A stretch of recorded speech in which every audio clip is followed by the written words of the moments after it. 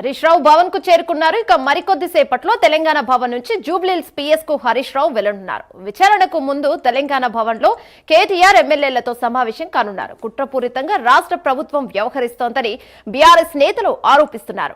రాష్ట్ర శాఖ diversion politics చేస్తుందని ఆగ్రహాన్ని వ్యక్తం చేస్తున్నారు. ఇక తెలంగాణ పిఎస్ నుంచి మా ప్రతినిధి కుమార్ మరింత సమాచారాన్ని అందిస్తారు. రైట్ కుమార్, చెప్పండి.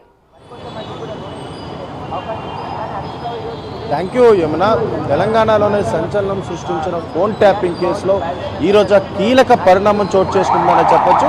ముఖ్యంగా ఈ కేసులో ఇప్పటి వరకు కూడా డిపార్ట్మెంట్కి సంబంధించిన అంటే ఎస్ఐబికి సంబంధించిన అందరినీ కూడా విచారించారు. ఇప్పుడు రాజకీయంగా ఇదొక పెద్ద యూటర్న్ తీసుకుందనే చెప్పొచ్చు. ఎందుకంటే ఈ కేసులోని ఇప్పటి వరకు కూడా ఎస్ఐబిలో పనిచేసిన ఇటు ప్రణీత్ రావుతో మొదలు పెడితే ఎస్ఐబి చీఫ్ ప్రభాకర్ రావు వరకు కూడా ఏదైతే ఈ కేసు విచారణ కొనసాగుతూనే ఉంది. ఇప్పుడు తాజాగా ఏదైతే బీఆర్ఎస్లో అగ్రనేతగా ఉన్న హరీష్ రావుకి నిన్న సిట్ అధికారులు నోటీసులు జారీ చేశారు. అయితే ఈ నోటీసులకు సంబంధించి 160 సిఆర్పిసి కింద ఈ నోటీసులు అయితే జారీ చేశారు. ఈరోజు ఉదయం 11 గంటలకు జూబ్లీహిల్స్ పిఎస్లో విచారణకు హాజరు కావాలంటూ కూడా ఇటు ఏదైతే సిట్ అధికారులు నోటీసులు జారీ చేసిన నేపథ్యంలోని మరికొద్ది సేపట్లోని హరీష్ రావు ఏదైతే జూబ్లీహిల్స్ పిఎస్కి అయితే రానున్నారు. సిట్ ఎదుట హాజరయ్యి విచారణ కూడా ఎదుర్కొనున్నారు. ముఖ్యంగా చూసుకున్నట్టయితే ఇటు హరీష్ రావు ఇటు జూబ్లీహిల్స్ పిఎస్కి వస్తున్న నేపథ్యంలోని ఇక్కడ భారీ బందోబస్తు కూడా ఏర్పాటు చేశారు. సుమారు 300 మంది పోలీసులతో ఇక్కడ బందోబస్తు అయితే ఏర్పాటు చేయడం జరిగింది. ఎందుకంటే ఇటు బీఆర్ఎస్లోని అగ్రనేతల్లోని ఒకరైన హరీష్ రావుకి సిట్ అధికారులు ఈ ఫోన్ ట్యాపింగ్ కేసులో నోటీసులు ఇచ్చిన నేపథ్యంలోని ఇటు బీఆర్ఎస్లోకి సంబంధించి ఏదైతే చాలామంది నాయకులతో పాటు కార్యకర్తలు అందరూ కూడా పెద్ద ఎత్తున ఇటు జూబ్లీహిల్స్ వస్తారనే నేపథ్యంలో ముందస్తు చర్యల కింద ఇక్కడ భారీ బందోబస్తు కూడా ఏర్పాటు చేయడం జరిగింది. అయితే ఈ విచారణకు సంబంధించి అంటే ఫోన్ ట్యాపింగ్లోని ఎప్పుడైతే కాంగ్రెస్ ప్రభుత్వం ఫోన్ ట్యాపింగ్పై దృష్టి సారించిన తర్వాత దీనిపై ప్రత్యేకంగా ఏదైతే సిట్ ఏర్పాటు చేయడం జరిగింది. అయితే గత కొన్ని రోజుల క్రితం ఈ సిట్ బృందాన్ని కూడా మరొక సిట్ బృందాన్ని రీప్లేస్ చేశారు. అయితే వీసీ సజ్జనార్ నేతృత్వంలోని మరొక సిట్ బృందం ఏర్పాటు చేశారు. అప్పటికే ఇటు ప్రభాకర్ రావుని చాలాసార్లు ఏదైతే ఇటు సిట్ అధికారులు విచారించడం జరిగింది. సుమారు 11 సార్లు ప్రభాకర్ రావును విచారించారు. ఆ తర్వాత సుప్రీంకోర్టు ఇచ్చిన ఆదేశాల మేరకు ఏదైతే ముఖ్యంగా 14 రోజులు కస్టడీకి తీసుకొని మరి 14 రోజులు పూర్తిగా విచారించారు. ఈ విచారణలో కూడా చాలా కీలకమైన అంశాలను బయట తీసుకొచ్చినట్లయితే తెలుస్తుంది. ముఖ్యంగా ఒక పెన్ డ్రైవ్ కూడా బయటకు వచ్చినట్లయితే తెలుస్తుంది. ఈ పెన్ డ్రైవ్కి సంబంధించి అందులో ఉన్న డేటాను కూడా పూర్తిగా ఇప్పటికే సిట్ అధికారులు విశ్లేషించారు. అలాగే మరొక పక్క శ్రవణ్ రావు ఇచ్చిన ఇన్ఫర్మేషన్ ప్రకారం అతను ఇచ్చిన స్టేట్మెంట్ ఆధారంగా అలాగే ఎస్ఐబి చీఫ్ ప్రభాకర్ రావు ఇచ్చిన స్టేట్మెంట్ ఆధారంగా ముఖ్యంగా ఈ కేసు ఇప్పుడు ముందుకు నడుస్తుందనే చెప్పొచ్చు.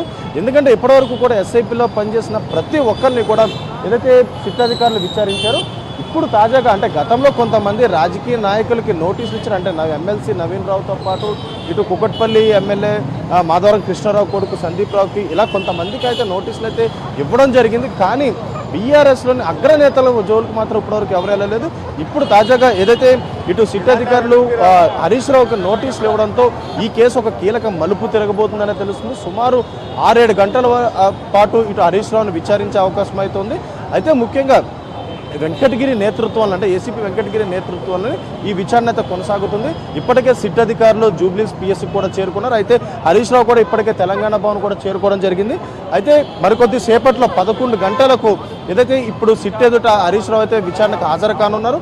అయితే ముఖ్యంగా చూసుకున్నట్టయితే గతంలో ఇటు ఎప్పుడైతే ఫోన్ ట్యాపింగ్ కేసు మొదలవగానే దానికి సంబంధించిన హార్డ్ డిస్కులతో పాటు చాలా మటుకు ఫైల్స్ అన్నింటినీ కూడా ప్రణీత్ రావు ధ్వంసం చేశారు. అయితే ప్రభాకర్ రావు దగ్గర మాత్రం ఒక కీలకమైన పెన్ డ్రైవ్ దొరికింది. ఆ పెన్ డ్రైవ్లో చాలా మందికి సంబంధించిన డేటా అయితే ఉంది. ముఖ్యంగా ఆ డేటాకు సంబంధించి ఇప్పటికే పోలీసులు విశ్లేషణ కూడా చేయడం జరిగింది. అయితే ఈ డేటాను మొత్తం కూడా మావోయిస్టుల పేర్లతో ఫీడ్ చేస్తుంది.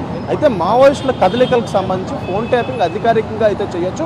అయితే ఇప్పుడు గత బీఆర్ఎస్ హయాంలో అంటే 10 ఏళ్లలో ఉన్న సమయంలోని బీఆర్ఎస్కి సంబంధించిన అగ్రనేతలు ఈ ఫోన్ ట్యాపింగ్లో ఉన్నారంటూ కూడా ఇప్పటికే ఇటు సిట్ అధికారులు అనుమానిస్తున్నారు. అయితే ఈ నేపథ్యంలో ఇటు ప్రభాకర్ రావు ఇచ్చిన ఇన్ఫర్మేషన్ ప్రకారం అలాగే శ్రవణ్ రావు ఇచ్చిన ఇన్ఫర్మేషన్ ప్రకారం వాళ్ళు ఇచ్చిన స్టేట్మెంట్ ఆధారంగా ప్రస్తుతం ఈ కేసు అయితే ముందుకు నడుస్తుంది.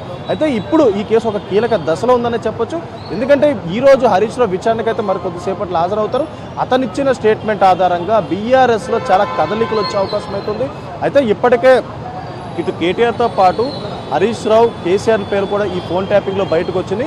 అయితే ఇప్పుడు హరీష్ రావుకు నోటీసులు జారీ చేశారు కాబట్టి తర్వాత విచారణ తదనంతరం మరొకసారి వేరే వాళ్ళకి అంటే ఇందులో ప్రధానంగా బీఆర్ఎస్లో ప్రధానంగా ఉన్న వాళ్ళందరికీ కూడా నోటీసులు జారీ చేసే అవకాశం అయితే ఉందని చెప్పొచ్చు ఏమో.